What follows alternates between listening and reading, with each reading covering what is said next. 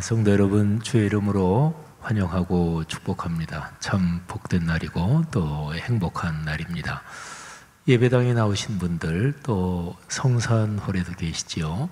또 각 가정에서 실시간 인터넷으로 예배 자리에 나오신 여러분 모두 환영하고 축복합니다. 우리 한번 앞뒤 좌우 돌아보면서 서로 목례로 잘 오셨습니다. 축복합니다. 건강하십시오. 인사들 나누겠습니다. 각 가정에서는 내외관이 꼭 안아도 주시고 아이들 머리도 쓰다듬어 주시고 감사합니다. 모이는 예배, 인터넷 예배 계속 병행하고 있습니다. 그리고 7월 12일부터 전자출입명부 QR코드 시스템 운영하고 있습니다. 예배에 참석하면서 방역수칙을 우리 교회가 잘 정착되도록 우리 성도님들, 또 장로님들, 예배부원들, 우리 지도자분들께서 잘 그렇게 만들어 가주셔서 진심으로 감사드립니다. 1년에 한 번 하는 여름 성경 주일이 다음 주일입니다. 여름 성경 주일 이번 해 주제는 듣는 성경 시편을 노래하다, 이런 주제를 가지고 특별하게 예배를 구성했습니다. 다음 주일에는 3부 예배는 없고요, 1부, 2부 예배를 진행합니다. 보신이 참 좋았더라 7월부터 9월까지 담은 책이 계속 판매도 되고 있고요, 또 묵상하시면서 큰 은혜 있기를 바랍니다. 구교구 싱크 청년부에서 하나님과의 영적 거리 좁히기, 말씀, 또 모임, 예배, 기도, 묵상 아주 좋은 캠페인 진행하고 있습니다. 우리 청년부 목회자분들, 또 부장, 장로님, 부감, 또 여러 지도자, 청년들 감사드립니다. 10교구 교육부서 교구에서 여름 성경학교 비대면 방식으로 진행합니다. 날짜별로 말씀드리면 유아 사무엘이 7월 25, 26, 어린 사무엘이 주일 3번 하는데요, 8월 16, 23, 30, 그리고 다윗 공동체는 8월 20, 21일 목금입니다. 아주 제목을 멋지게 정했어요. 청진기. 태영 사무엘은 9월 26, 27일 이렇게 진행이 됩니다. 그리고 교육부서에서 비대면 방식으로 여러 가지 사역을 많이 하고 있는데 우리 목회자분들, 또 지도자분들에게 진심으로 감사드립니다. 잘 이제 정착이 되고 있는데요, 예배 끝나고 나서 이제 귀가하실 때 에스컬레이터로 다 이동을 못합니다. 그러니까 계단을 많이 이용해 주시고, 사실은 2부 예배 끝나고서는 계단이 우리 교회가 3군데가 있어요. 중앙 계단, 또 전면 쪽, 또 양쪽이 유리창으로 되어 있는 계단도 있고, 또 이쪽 계단도 있죠. 그래서 계단을 이용해 주시기를 바라고, 2부 예배 후에는 계단 이용까지 해도 이게 1m 정도 거리를 뛰고 이렇게 이동하려면 조금씩 기다리셔야 됩니다. 그러니까 조금씩 기다리시고, 에스컬레이터 탈 때는 보통 차가 이렇게 병목 현상 할 때는 이쪽 차선에서 한 대, 이쪽 차선에서 한 대 그러잖아요. 그래서 그렇게 잘 세련된 에티켓 눈치를 가지고 그렇게 이용해 주시기를 바랍니다. 잘 정착돼서 감사드리고요. 차량 가지고 오신 분들이 교회 앞 작은 오거리가 되죠. 작은 오거리인데 거기에서 우회전을 주로 하시려고 하는데, 우회전 거기 때문에 거기 계속 막혀요. 그러니까 직진을 하시는 게 훨씬 빠릅니다. 직진을 해서 그 다음에 다음 길에서 우회전 하시는 게 훨씬 빠르고요. 또는 좌회전 하시면 한양대나 이쪽 방면은 또 이렇게 해서 조그만 새길에서 거의 유턴 하듯이 우회전하는 거, 그렇게 해도 빠릅니다. 그러니까 그렇게 잘 해주시고, 꼭 부탁드릴 것은 깜빡이를 꼭 켜주시면 그 거리에서 차량 안내하는 차량 부원들께서 훨씬 더 수월하게 진행하실 수 있겠고, 또 차량 부원들 안내 잘 따르셔서 꼬리 물고 그 가운데 부분에 미리 들어와 계시거나 그러지 마시고 그렇게 잘 안내 따라주시면 감사하겠습니다. 주보 한번 보시면 주보 7면 아래에 동남아시아 선교부 기도 제목 나와 있는 거 기억하시고요. 6면에 다음 주일 여름 성경주일 안내 나와 있습니다. 5면에는 지난 2주간 동안 중앙방역대책본부에서 전국 교회를 대상으로 정규 예배 이외의 모든 소모임을 금지하는 행정 조치가 2주간 동안 이어졌습니다. 바로 어제 그제 이제 종료됐는데 그 종료되는 거기와 연관해서 제가 한국기독교 목회자협회 대표회장 이름으로 잠시 언론에 보도된 거 그거 잠시 실어놨습니다. 사면에 QR코드 한 2주간 해보니까 별로 어렵지 않으시죠? 그래서 그렇게 잘 정착되니 감사합니다. 교우 소식 잠깐 전해드리면 노상훈 성도님, 노요현 집사님, 양정자 집사님 아들이신데 청구 경의 한 의원 개업을 하셨습니다. 잘 운영되기를 바라고 축복합니다. 양혜혁 박혜연 부부 아들 얻으셨습니다. 크게 축복합니다. 양현식 안수 집사님, 이태순 집사님 손자 되는데 아이 건강하게 잘 자라서 큰 인물 되기를 축복합니다. 소천하신 가정 2가정이 있습니다. 이미정 성도님 부친 이복환 성도님 하나님의 부르심을 받으셨고, 함장복 집사님, 이봉자 권사님 모친이신 이숙자 권사님 또 하나님의 부르심을 받으셨습니다. 장례를 잘 치렀는데 양가 가정 또 그 상당한 가정들의 하나님의 은혜와 평안이 함께 하시기를 바랍니다. 영상을 하나 잠깐 보시겠는데요. 다윗 공동체 여름 성경학교 안내하는 영상 보시겠습니다.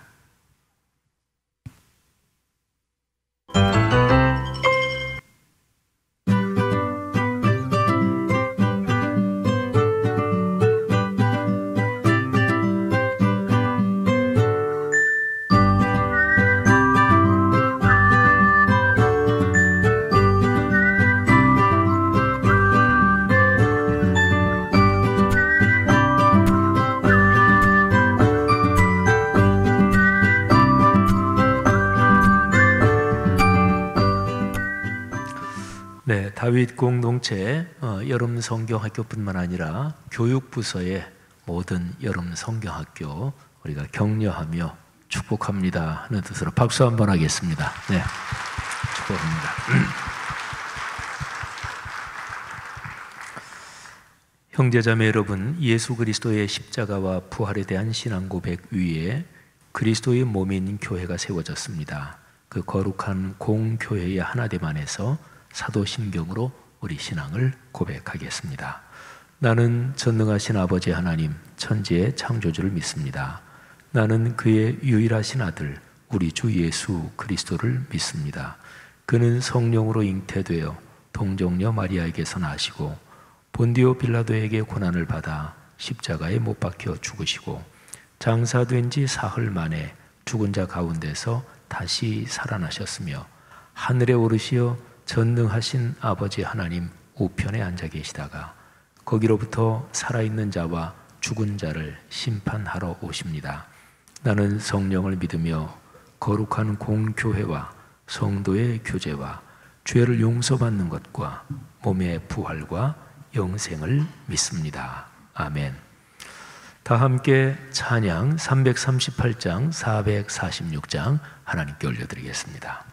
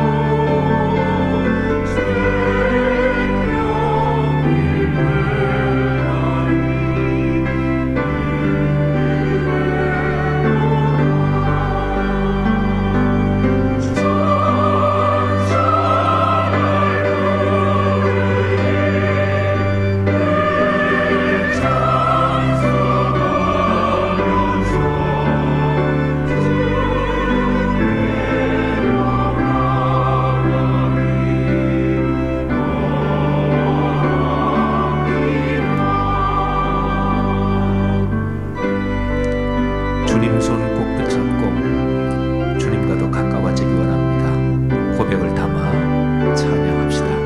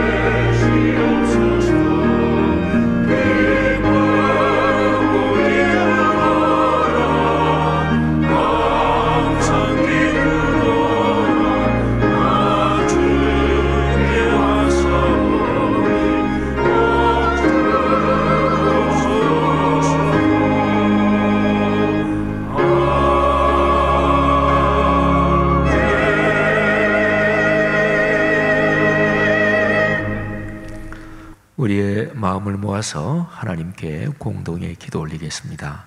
화면에 나오는 공동 기도문을 모두 함께 읽으며 기도하는데요. 서현덕 장로님께서 기도 인도해 주시겠습니다.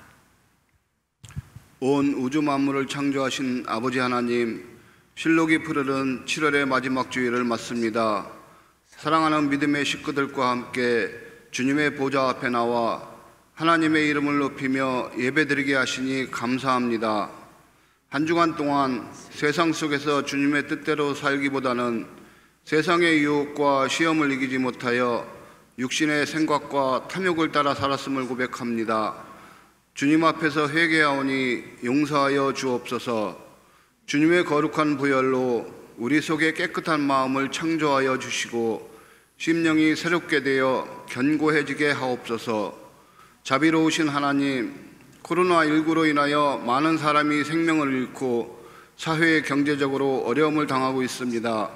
은혜를 베풀어 주옵소서. 교회가 사랑과 연대의 중요성을 깊이 깨달아 그들의 아픔을 끌어안아 돌보며 이웃을 배려하는 치유의 공동체가 되어 이 재난을 넉넉하게 이기게 하옵소서. 말씀과 순명, 선교지를 도웁시다 캠페인을 통해 말씀 사암운동 온 세계 선교에 헌신하게 하심에 감사드립니다. 이 아름다운 헌신이 강물처럼 들불처럼 이어지게 하시고 세계 도처에 있는 영혼들을 살리는 축복의 통로가 되게 하옵소서.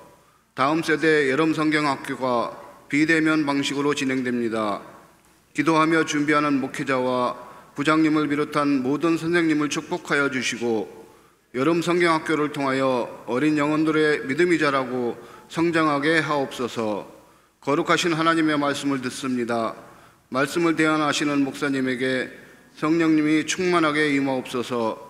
감사합니다. 예수 그리스도의 이름으로 기도드립니다. 아멘. 우리가 올린 공동의 기도, 예수님께서 가르쳐 주신 주기도문으로 마무리하며 완성합시다. 함께 주기도문 올립니다.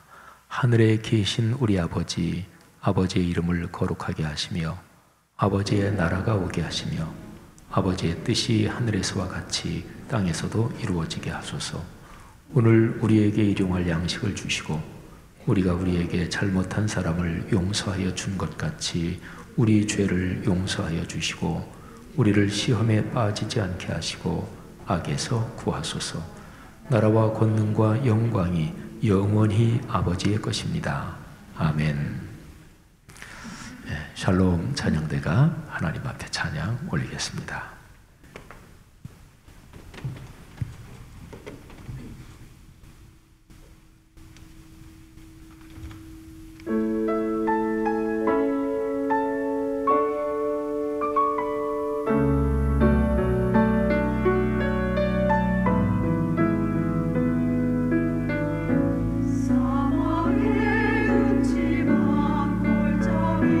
지나며 가나안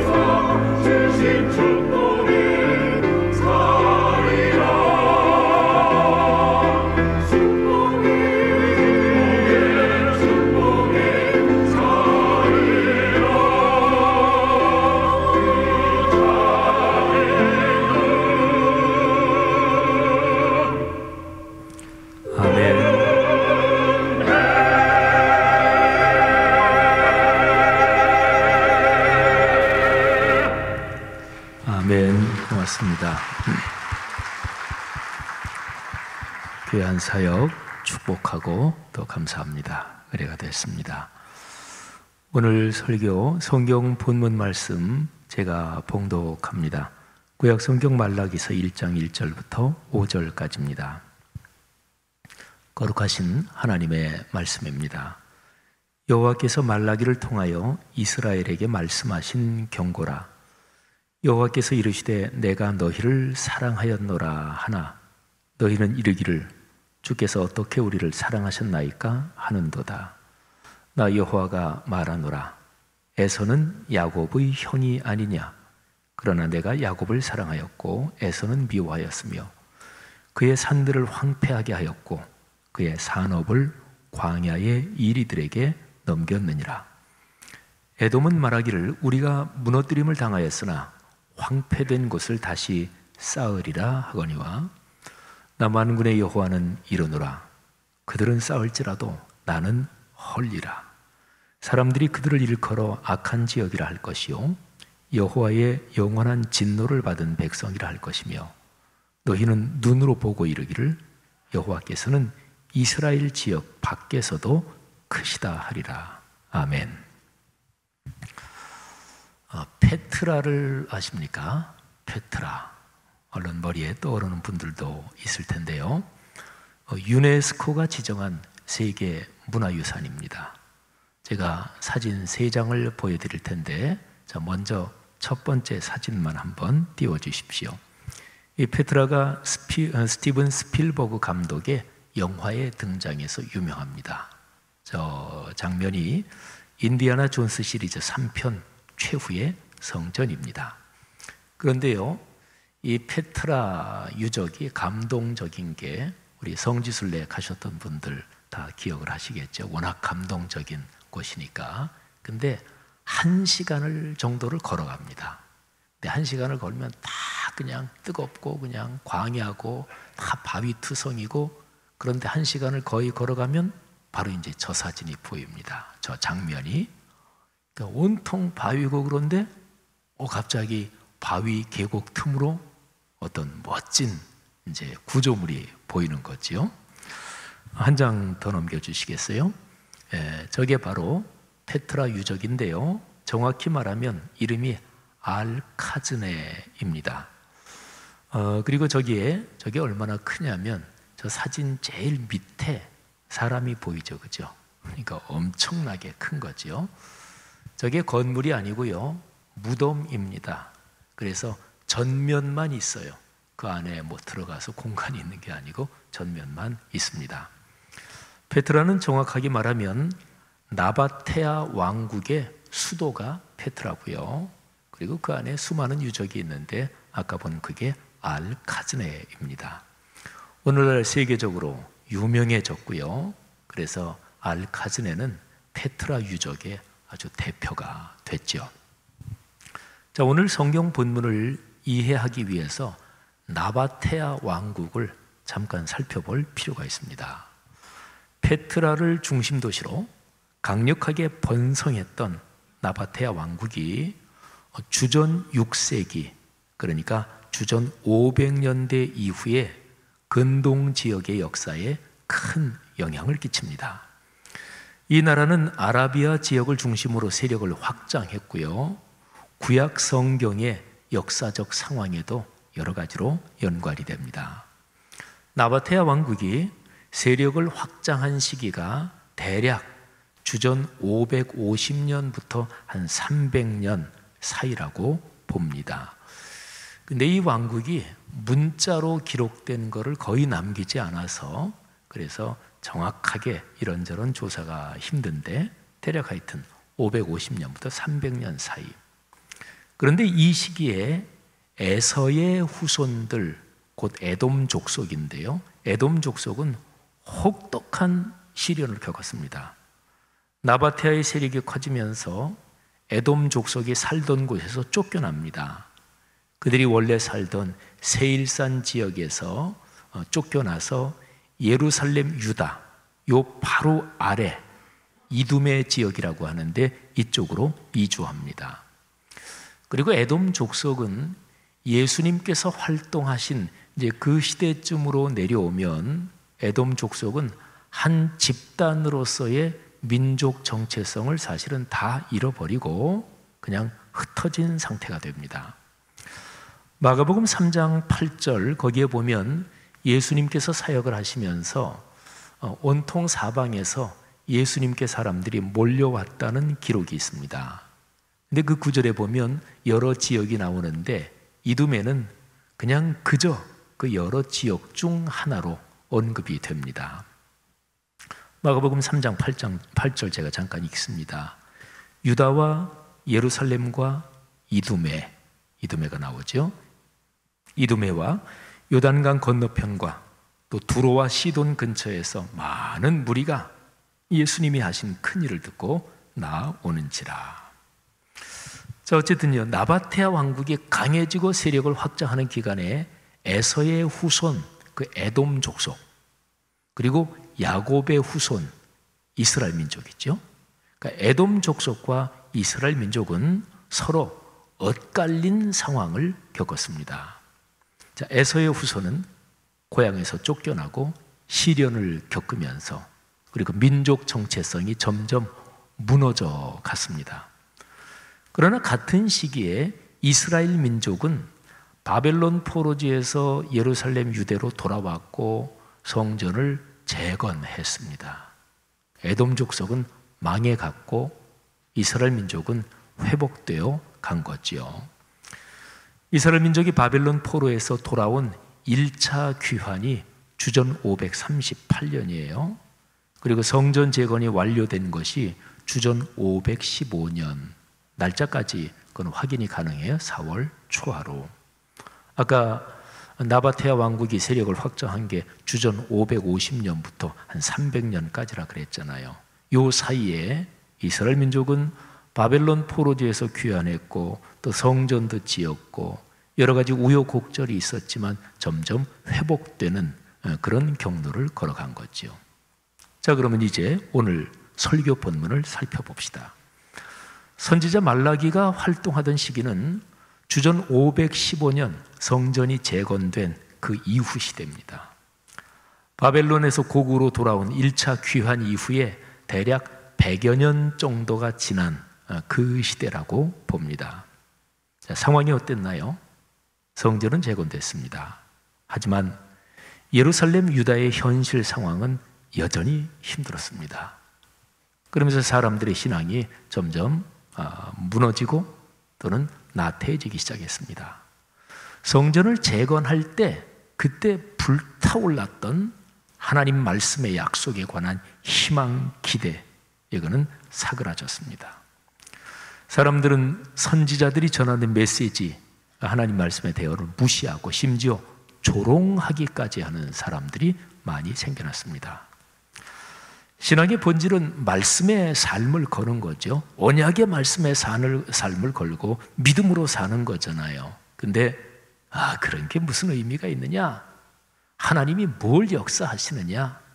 기도하는 게 무슨 효과가 있느냐? 그러면서 오직 현실적인 실리만 생각하는 사람들이 늘어갔습니다. 신앙 정신의 위기죠. 신앙의 위기를 말한다면 그 핵심은 언제나 하나님과의 관계입니다. 이 관계가 흔들리고 식어지고 또 의심으로 오염되면 그게 위기입니다. 그리고 하나님과의 관계에서 심장은 사랑입니다. 하나님의 사랑에 대한 확신과 감격이 흔들리고 식고 의심으로 오염되는 것, 그게 이제 신앙의 위기인 거죠. 이런 상황에서 하나님께서 이스라엘 민족을 사랑하신다, 이 약속은 그냥 종교적인 수사일 뿐이지 의미가 없다, 이런 인식이 이스라엘 사람들 사이에 퍼졌습니다. 말라기서 1장 2절 이하는 바로 이런 상황과 연관되는 거지요. 선지자 말라기는 하나님과 이스라엘 민족 사이에 대화하는 형식으로 그 당시의 상황을 메시지로 선포하고 있습니다. 자, 주제는 하나님의 사랑입니다.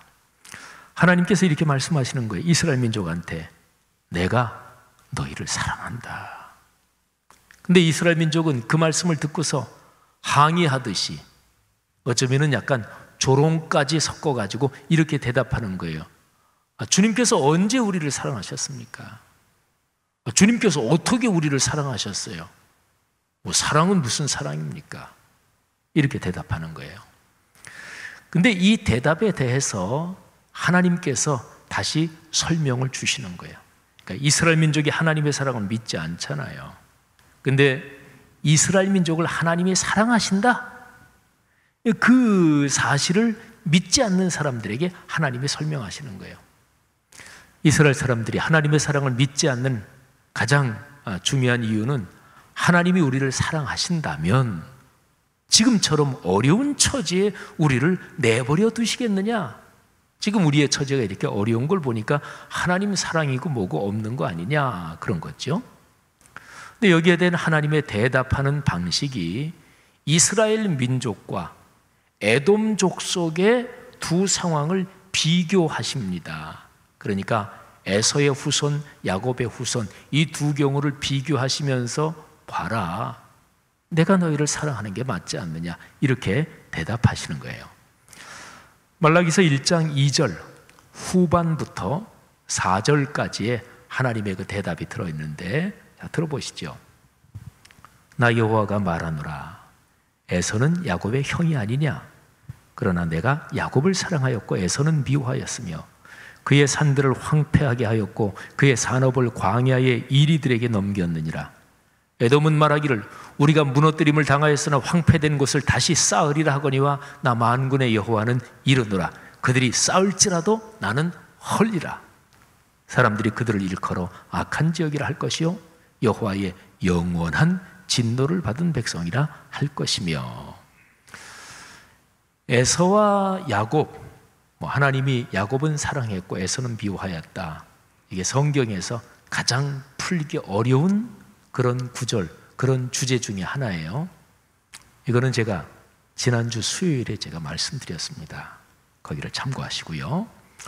자, 어쨌든 말라기 선지자는 말라기서 1장 2절부터 5절 이 내용에서 이런 얘기를 하는 거예요. 하나님께서는 현실 역사, 국내나 국제적인 관계에서 일어나는 이 모든 역사 흐름을 하나님께서 주관하고 계시다, 이 얘기를 하고 있는 거예요. 아까 제가 나바테아 왕국 말씀드렸죠. 에서의 후손 곧 에돔 족속이 나바테아 왕국에 의해서 어렵게 되고 혹독한 시련을 겪은 바로 말라기서 선지자가 말씀을 선포하는 그 시대, 그 시기에 일어난 거예요. 쭉 진행이 됐지만, 그런데 그것이 하나님의 섭리 가운데 일어난 일이다, 이렇게 얘기하는 거지요. 그런데 거기하고 비교하면 같은 시기에 이스라엘 민족은 전반적으로 회복되고 있었던 거지요. 자, 그러나 이런 반론이 또 있을 수 있습니다. 말라기 선지자가 하나님께서 이스라엘 민족을 사랑하신다, 근거가 뭐냐? 에돔 족속의 혹독한 운명이 근거다, 이렇게 얘기하는데 이 선포를 들은 사람들이 다음과 같이 반문할 수 있습니다. 자, 그러면 전에 이스라엘 민족 예루살렘이 바벨론에 의해서 비참하게 멸망당하고 포로로 끌려간 것은 뭡니까? 그게 하나님이 우리 이스라엘 민족을 미워하셨다는 증거 아닙니까? 이렇게 또 질문할 수도 있죠. 자, 한번 보죠. 오늘 설교의 본문인 말라기서 1장 3절에 아주 중요한 표현이 있습니다. 하나님께서 에돔 족속을 심판하신다는 내용이에요. 그의 산들을 황폐하게 하였고 그의 산업을 광야의 이리들에게 넘겼느니라. 아멘. 근데 이 내용이 말이죠, 예루살렘이 바벨론에 의해 망하기 전에 하나님께서 예레미야 선지자를 통해서 이스라엘 민족에게 예루살렘에서 간절하게 외쳤던 똑같은 내용이에요. 문구까지 똑같지는 않지만 내용상으로는 사실은 같습니다.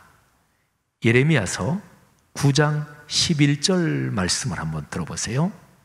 하나님이 이거는 이스라엘 민족에게 하시는 말씀이죠. 내가 예루살렘을 무더기로 만들며 승량이 굴이 되게 하겠고 유다의 성읍들을 황폐하게 하여 주민이 없게 하리라. 아멘. 내용으로 사실은 같아요. 자, 보세요. 에서와 야곱은 쌍둥이 형제입니다. 에서의 후손인 에돔 족속, 야곱의 후손인 이스라엘 민족은 둘 다 역사의 굴곡을 겪었습니다. 근데 하나님께서 두 민족에게 똑같은 말씀으로 사실은 경고하시고 권면하신 거예요. 그런데 두 민족 다 하나님의 경고를 안 들었어요. 다 망했어요. 역사적인 시기로 보면 이스라엘이 먼저 심판을 받고 바벨론 포로로 끌려가고 매를 맞았습니다. 에돔은 나중에 나바테아 왕국이 확장되면서 거기에서 하나님의 매를 맞았죠. 말라기 선지자가 활동하던 그 시대에서 보면, 그 시대 안에서만 보면 이스라엘은 점점 회복되고 있었고 에돔은 망해가고 있었습니다.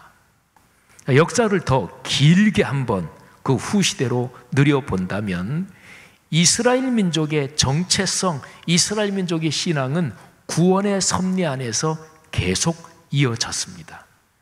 예수 그리스도의 십자가 사건을 통해서 이스라엘 민족의 그 정체성은 영적 공동체인 교회 공동체로 계속 이어진 거지요. 그런데 에돔 민족은 아까 제가 말씀드렸죠. 에돔은 민족 정체성, 집단 정체성이 후대에 가면서 사라져 버렸습니다. 자, 여러분, 이런 관계에서 보면 말라기서 1장 5절이 참 중요합니다. 너희는 눈으로 보고 이르기를 여호와께서는 이스라엘 지역 밖에서도 크시다 하리라. 이게 무슨 뜻일까요? 하나님께서는 이스라엘 민족뿐 아니라 이스라엘 밖의 모든 영역, 곧 세계 모든 역사 흐름을 말하는 거죠. 하나님께서는 세계 모든 역사 흐름의 주권자시다. 이 표현이 바로 5절의 표현이에요. 그리스도인 여러분, 오늘 우리가 묵상하는 말라기서 말씀이 지금 우리가 사는 이 시대 상황에서 어떤 가르침을 주는 것일까요? 그러니까 하나님께서 하나님을 믿는 그리스도인 또는 교회만이 아니라 우리 사회에서 일어나고 있는 모든 일, 북한, 중국, 일본, 러시아, 미국, 오늘날의 동아시아의 이 복잡한 상황이나 오늘날의 전 세계적인 코로나19, 코비드19의 상황에 하나님께서 거룩한 섭리로 주관하신다고 믿는 기독교 신앙의 입장에서 본다면 이 상황이 우리에게 어떤 가르침을 주는 것일까요? 말라기서 말씀은 우리에게 어떤 교훈을 주시는 것일까요? 두 가지가 핵심입니다. 하나님의 사랑, 그리고 구원의 섭리.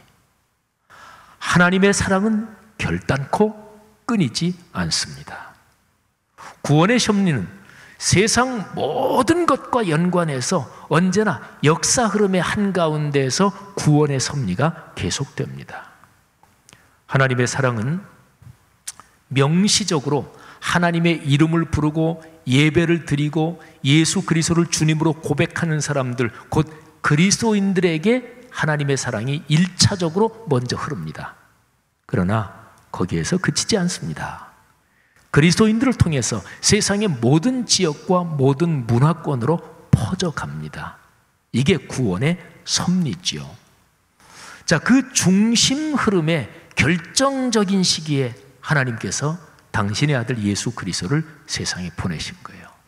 그리고 십자가를 지게 하셨고 이로써 하나님의 구원의 섭리가 강력한 동력을 얻게 하신 거지요. 하나님께서 당신의 아들 예수 그리스도를 이 세상에 보내신 사건 또는 그 결정적인 시기, 이 결정적인 시간의 흐름, 그 시기를 헬라어로 카이로스라고 불러요. 하루는 24시간이죠. 일주일은 또 몇 시간, 또 몇 시 몇 분. 그러니까 객관적으로 시계로 측정할 수 있는 이거는 헬라어로 크로노스라고 합니다. 근데 어떤 결정적인 시간으로 보면 하루는 24시간이 아닐 수도 있고 100시간일 수도 있어요. 또는 일주일이 꿈처럼 금방 지나갈 수도 있어요. 이게 바로 카이로스의 시간이 작동할 때 그 구조입니다. 통상적인 시간의 흐름과 객관적인 시간의 길이가 아니라 영원한 구원의 섭리가 그 시점과 시기에 압축적으로 작동하는 이게 카이로스의 시간 또는 카이로스의 시기인 거죠. 지난 6개월, 그러니까 코로나19를 겪은 기간이에요. 그죠? 2, 3, 4, 5, 6, 7. 예. 지난 6개월 동안 우리 사회 또 오늘날 세계 전체가 많이 힘겹고 그랬겠지만 특별히 우리 신앙적인 영역에서 본다면 목회자들이 누구 하나 할 거 없이 다 기도하면서 고민하고 또 어떻게 하나 걱정도 하고 또 교회의 지도자들인 장로님, 권사님, 집사님들, 신실한 성도들이 교회 공동체 또는 신앙적인 삶의 진행을 놓고 기도하며 고민하며 생각하고 많이 그랬을 것입니다. 저도 마찬가지였어요. 지난 6개월 동안 제가 코로나19 상황과 연관해서 뭐 이런저런 신문에 칼럼도 많이 썼고 또 제가 대표회장으로 있는 한국기독교목회자협의회에서는 지난 6월부터 시작해서 내년 1월까지 모두 5차례에 걸쳐서 지금 1년 정도의 호흡을 가지고 세미나를 지금 진행 중에 있기도 합니다. 거기서도 제가 모두 발언을 통해서 제 견해도 얘기를 했고 또 이런저런 기회 설교도 많이 했고 그런데 지난 6개월 동안 마음이 무거웠지요. 누구나 다 그랬을 거 아니겠어요. 그런데 지난 주간에 설교를 준비하고 또 특히 말라기서 말씀을 묵상하면서 이게 마음과 영혼의 분위기가 반전이 됐습니다. 제가 담임 목사니까 한 교회를 이끌어가는 사람으로서 힘들지만 나도 지금 힘들지만 힘든 내색하지 않고 우리가 희망이 있습니다 이렇게 얘기해야지 이게 아니고요. 지난 주간에는 하나님께서 제 마음과 심령을 휙 하고 반전시켜 뒤집어 주셨어요. 그러면서 지난 6개월 동안 제가 칼럼을 쓰고 설교하고 이런저런 자리에서 얘기하고 그러는 게 아주 시원하게 쫙 정리가 되는 거예요. 이거구나. 하나님께서 제 마음에 막 설렘을 주셨어요. 그리고 오늘 일부 예배 설교하면서 성령께서 더 강한 감동을 주시면서 마음속에 설렘과 감격이 확 부어주셨어요. 사랑하신 여러분, 지금 우리가 사는 코로나19, 코비드19의 시대는 하나님이 주신 카이로스의 시간입니다. 현실적으로 보면 어떤가요? 많은 그리스도인이 하나님의 사랑을 확신하지 못하고 있지요. 세상은 세속적인 욕망에 점점 더 물들어가고 있습니다. 하나님 말씀의 약속을 붙잡고 걸어온 그리스도인 중에서도 실망하고 또 낙담하고 그렇게 매몰되어 가는 이들이 적지 않습니다. 그런데 바로 이런 상황이 하나님이 주신 기회입니다. 하나님의 사랑이 지금도 작동하고 있다는 것을 자신의 삶으로 증언하는 사람들이 일어날 시간입니다. 거룩한 말씀에 기록된 하나님의 사랑을 확신하고 거기에 삶을 거는 사람들, 바로 하나님의 남은 자들이 떨치고 일어날 때입니다. 여러분, 창세기부터 계시록까지 이어지는 하나님의 구원의 섭리에서 언제나 하나님은 타락한 시대에 하나님의 사람들, 남은 자들을 준비시키고 그 남은 자들을 통해서 새로운 영적 부흥을 일으키셨습니다. 나무로 말하면 다 잘려서 밑둥만 남았어요. 그루터기지요. 그 그루터기에서 하나님이 새로운 싹이 나게 하시는 거죠. 저는 주식 투자에 대해서는 전혀 모르고 또 부동산 투자 전혀 문외한이 있지만 주식 투자나 부동산이나 이런 데서 바닥을 쳐야 올라간다 그러잖아요. 그죠? 처절한 깨달음이 있어야 새로워지는 거잖아요. 지금이 바로 그런 남은 자들을 통해서 하나님께서 새롭게 교회를 일으키실 카이로스의 시간이죠. 예수 그리스도의 십자가에서 드러난 하나님의 사랑이 세상을 구원한다. 이 기독교 신앙의 본질을 다시금 세워갈 때입니다. 사실은 그동안 한국교회가 갱신돼야 한다, 이 외침이 무수히 많았습니다. 그런데 현실적으로 별 효과를 보지 못했습니다. 2006년 10월인가 11월인가 그때쯤의 일로 제가 기억하고 있습니다. 그 다음에 2007년이 1907년에 평양 대부흥운동 100주년이거든요. 한국교회에서 굉장히 많은 행사 집회를 준비했습니다. 그런데 2007년이 되기 한 두어 달 전인가 세상을 떠나신 하용조 목사님하고 또 하 목사님보다 젊은 연배의 목사님들 한 10대 명이 모였나. 근데 거기서 하 목사님이 그런 얘기를 하시더라고요. 가만히 내년 계획되는 행사들 중에서 한국 교계 행사들 중에서 큰 것만 따져봐도 한 달에 2개 꼴이 되더라. 행사하려면 사람이 모여야 되잖아요, 어차피. 그러면 한 달에 큰 행사만 2개 꼴로 한국교회 전체가 1년 동안 그 행사 집회를 계속 진행하는데 굉장히 피곤하기도 하는 거잖아요. 그런데 그렇게 했는데도 부흥이 안 일어나면 어쩌나? 이게 덜컥 겁이 나더래요. 그러면 한국교회 어떻게 되나? 2007년에 어떤 갱신이나 부흥 없었어요.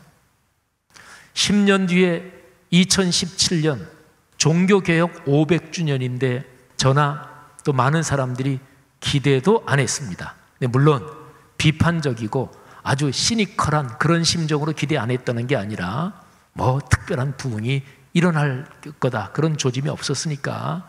근데 저는 그때 2016년에 또 2017년에도 이런저런 얘기를 하면서 기념은 해야 된다. 하나님의 섭리가 어디 있는지, 하나님의 뜻이 어디 있는지, 하나님께서 어떻게 한국교회를 언제 다시 영적 각성을 주실지 그건 하나님의 손에 달렸지만 우리로서는 종교개혁 500주년을 기념을 해야 되고 다시 한번 그게 뭔지 생각은 해야 된다. 그 정도 생각을 가지고 있었습니다. 한국교회 갱신돼야 된다. 외침이 무수히 많았지만 현실적으로 별 효과를 보지 못했습니다.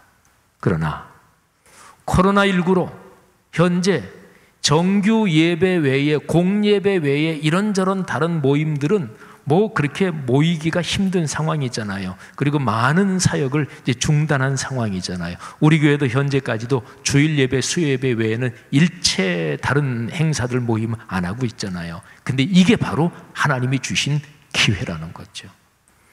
기독교 신앙에서 중심이 뭐죠? 예배. 예배의 심장은 말씀. 예배에서 받은 말씀이 삶으로 이어지는 것. 말씀이 삶이 되는 거룩한 운동. 이것이 열매고 이것이 기독교입니다. 한국 교회에 이 본질이 많이 흐려졌습니다.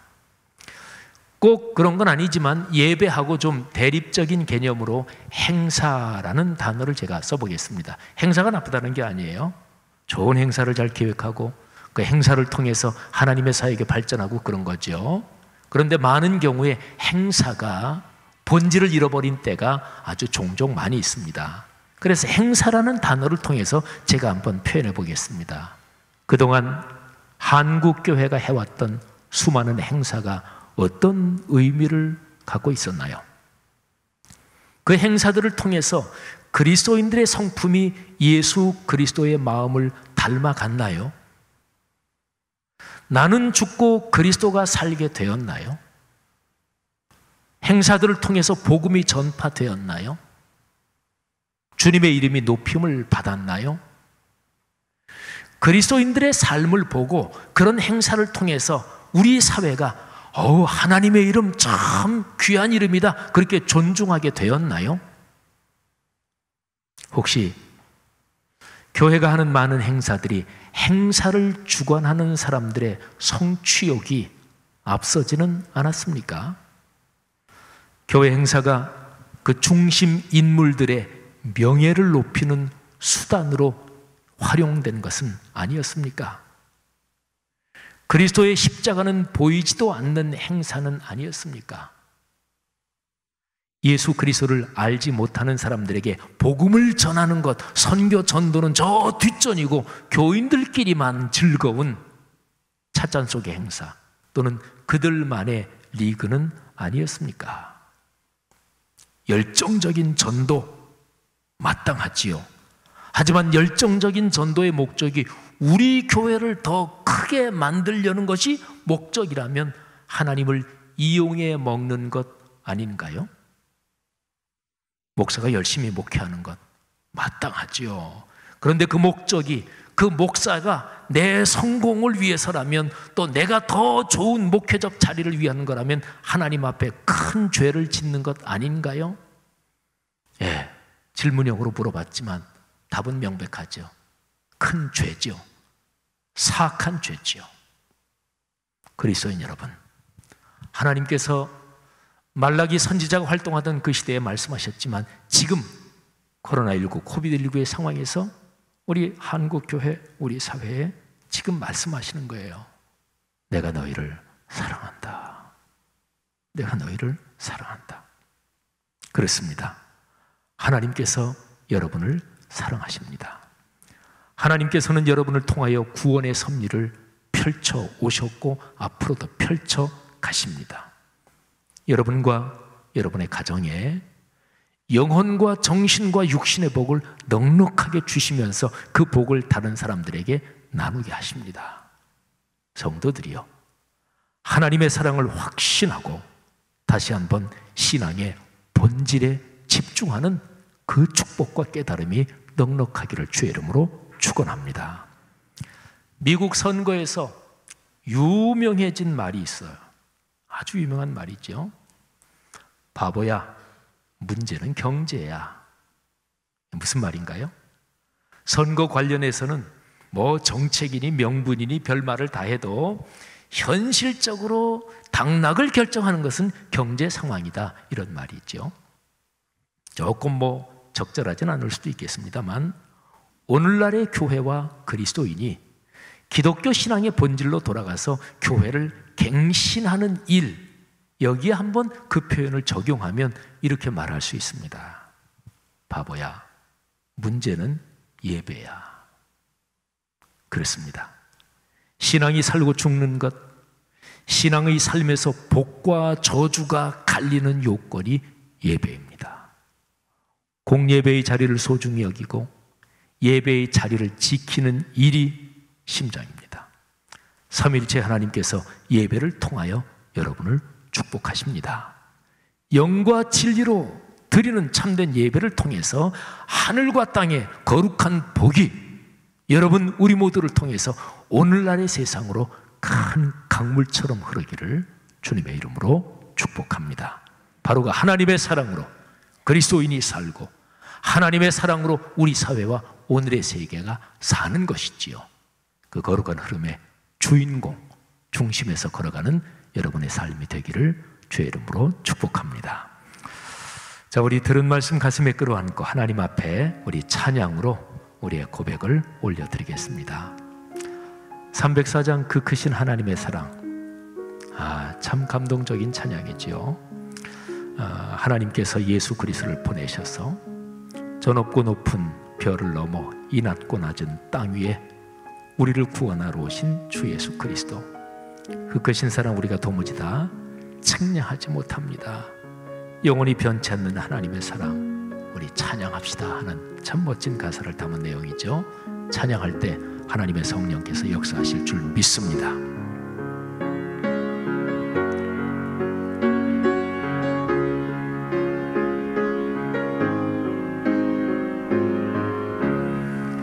그 크신 하나님의 사랑 말로 다 형용 못하네. 저 높고 높은 별을 넘어 이 낮고 낮은 땅 위에 죄범한 영혼 구하려 그 아들 보내서 화목제물 삼으시고 죄 용서하셨네. 하나님 크신 사랑을 증량 다 못하네.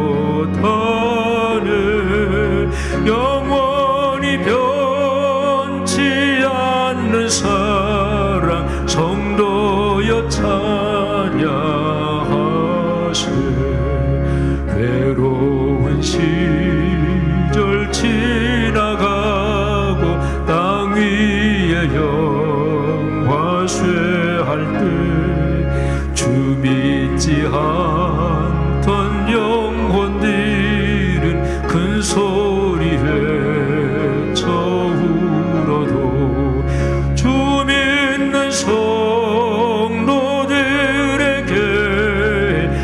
사랑 베푸사 우리의 죄 사했으니 그네이지. 아멘. 하나님 크신 사랑이 증량다모하네. 영원히 변치 않는 사랑 성도여차. 다 같이 일어나서 3절 찬양합니다. 하늘을 두루마리 삼고 바다를 먹물 삼아도 한없는 하나님의 사랑 다 기록할 수 없겠네. 하나님의 크신 사랑 그 어찌 닿을까. 저 하늘 높이 쌓아도 채우지 못하. 아멘. 하나님 크신 사랑이 증량다모하네. 영원히 변치 않는 사랑 성도여 찬양. 하나님 크신 사랑은 하나님 크신 사랑이 증량다모하네. 영원히 변치 않는 사랑 성도여 찬양하세. 아멘. 아멘. 기도합시다. 코로나19 거의 우리가 모이는 예배, 인터넷 예배 병행한 지가 5개월 됐고요. 코로나 상황은 6개월 됐습니다. 우리 교회 성도님들 중에서도 인터넷 예배만 5개월 동안 드리신 분도 계실 것입니다. 그리고 사실은 5개월 동안 예배가 거의 허물어진 분들도 계시겠지요.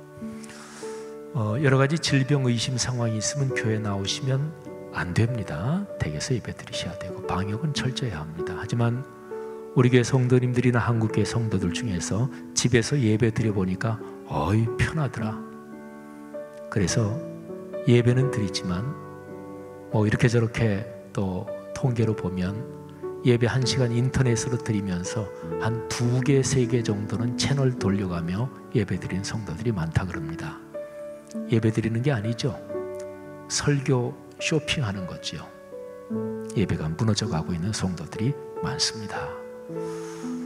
출석률은 코로나 이전에 비해서 한국 어느 교회나 다 떨어지고 있고 헌금도 떨어지고 있고, 근데 출석 숫자가 중요하지 않습니다. 헌금 액수가 중요하지 않습니다. 하나님이 주신 기회입니다. 예배를 영과 진리로 드리면서 예배에서 하나님의 감동을 경험하고 하나님 만나고 그 예배에서 받은 말씀대로 사는 이런 구조를 통해서 한국교회가 새롭게 다시 한번 일어설 하나님이 주신 기회, 카이로스의 기회입니다. 찬양대로 말하면 찬양대가 몇 시 연습이다. 근데 딱 정시에 나온 사람 그렇게 많지 않고 뭐 10분 15분 듣고, 어떤 사람은 30분 듣고, 어떤 사람은 1시간 듣고. 그러면 찬양대 숫자 많아도 절대로 찬양대가 영적 사역을 감당하지 못합니다. 숫자가 절반이라도 3분의 1이라도 연습 몇 시에 시작한다면 정확하게 그 시간에 나와서 연습하면 그 찬양이 사람을 살리는 거예요. 마찬가지 원리입니다. 한국교회가 다시 살겠습니까? 에스콜 골짜기에 마른 뼈들이 살아나는 것처럼 한국교회가 살 것입니까? 여러분, 남은 자들을 통해서 하나님께서 한국교회를 살리시느라고 주신 위대한 기회입니다. 하나님께서 그루터기에서 새싹이 나게 하고 한국교회를 갱신할 기회입니다. 여태까지 하려고 해도 안 됐어요. 어느 교회나 다 행사하던 거, 연중하던 거 꾸역꾸역 해야 되고, 목회자들은 업무가 무지무지하게 밀려들고, 그런데 예배 외에 이런저런 모임들 지금 다 중단하고 있잖아요. 기회지요. 오 주님 감사합니다. 지난 주간에 하나님께서 제 마음과 영혼에 강한 감동을 주셨고, 말씀드린 대로 오늘 일부 예배 드리는데 막 마음이 설레는 거예요. 코로나19 해결 안 됐잖아요. 근데 너무너무 감사한 거예요. 설레는 거예요. 막 감격이 오는 거예요. 하나님, 이 큰 사랑, 이 큰 은혜가 어쩐 일입니까? 하나님 감사합니다. 성도 여러분, 이 감동을 끌어안고 하나님 앞에 기도합시다. 여기에 계신 여러분들, 또 오늘 인터넷으로 예배 드리신 모든 성도님들, 여러분이 남은 자들 거룩한 그루터기입니다. 하나님, 우리를 축복하옵소서. 하나님, 내 가정 가문을 통해서 하나님께서 이 일을 이루어 주시옵소서. 다 같이 통성으로 결단하며 하나님께 기도 올리겠습니다. 하나님 아버지, 은혜를 감사합니다. 하나님의 거룩하신 사랑이 우리에게 임하시고, 우리가 알지 못하는 일을 통해서도 하나님께서 우리를 사랑하심을 감사합니다. 하나님 아버지, 우리가 고난이요, 재난이요, 그리고 고통이라고 생각하는 것을 통해서도 하나님의 사랑은 끊이지 않고 하나님의 구원의 섭리가 끊이지 않으니, 오 주님, 이 어찐 은혜입니까? 감사합니다. 주님을 찬양합니다. 하나님의 사랑에 감격합니다. 하나님 기쁩니다. 마음이 설렙니다. 하나님께서 한국교회 앞으로 펼쳐주실 그 위대한 일들을 바라보며 주님께 영광을 올려드립니다. 하나님, 이 귀한 성도들 지금 안수하사 축복하여 주시옵소서. 하나님, 지금 성령으로 안수하여 주옵소서. 마음과 영혼 깊은 곳에서 하나님께서 열어주신 감격의 샘물, 그리고 은혜의 샘물이 지금 넘치게 하시고 시내로 흐르게 하시고 큰 강물이 되게 하옵소서. 하나님, 성도들의 가정 가문을 축복하여 주시옵소서. 하나님 아버지, 성령으로 안수하여 주시옵소서. 오 주님, 기도합니다. 성도들의 가정 가문에 믿음의 복을 더하시고 말씀이 살아 움직이게 하시고 여기에 근거해서 경제적인 축복을 더하시옵소서. 지금 이 시간 병 고침을 주옵소서. 성도들의 가정 가문에 사업, 직장, 공장, 가게, 비즈니스를 축복하여 주시고 넓게 넓게 활짝 열어 주시옵소서. 오 주님, 감사합니다. 성령으로 축복하시고 한국교회를 그렇게 새롭게 하시고 우리 말씀삼 공동체를 통해서 하나님께서 일을 이루어 주시고 우리를 주님의 거룩한 그릇으로 사용하여 주시옵소서. 감사합니다. 할렐루야. 찬양합니다. 감격합니다. 감사합니다. 할렐루야.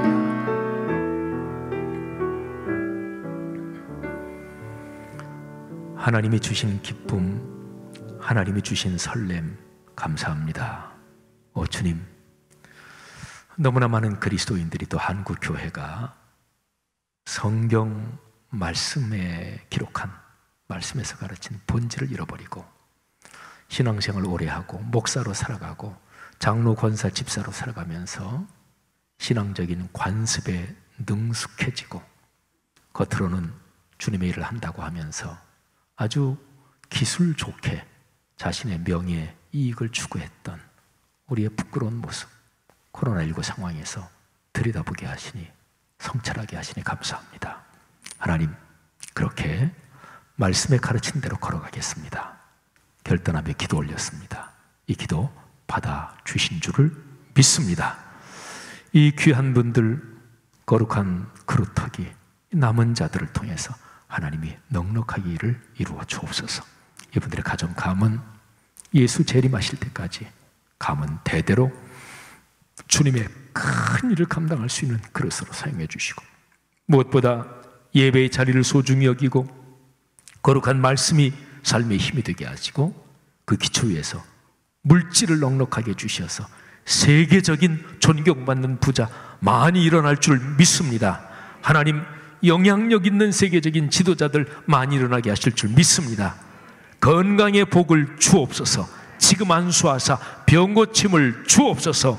믿습니다. 하나님, 성도들의 아들, 딸, 손자, 손녀들 사회적으로 아름다운 성취에 이어가게 하옵소서. 우리가 드린 11조 예물 하나님께 영광이 되게 하시고 우리 성도들의 삶에 복이 되게 하옵소서. 감사헌금, 소울헌금, 또 희년헌금, 또 말씀삼 선교원을 건축을 해서 드리는 헌금, 또 이런저런 물질의 봉사, 또 시간의 섬김, 모든 섬김을 주께서 받아 주시옵소서. 복이 있을지어다. 예수 그리스도의 은혜와 하늘아버지의 사랑하심과 늘 함께 하시는 성령의 영원토록 동행하시는 그 놀라운 축복이 하늘 백성 머리 위에 지금부터 영원히 함께 계시기를 축원하옵나이다. 아멘.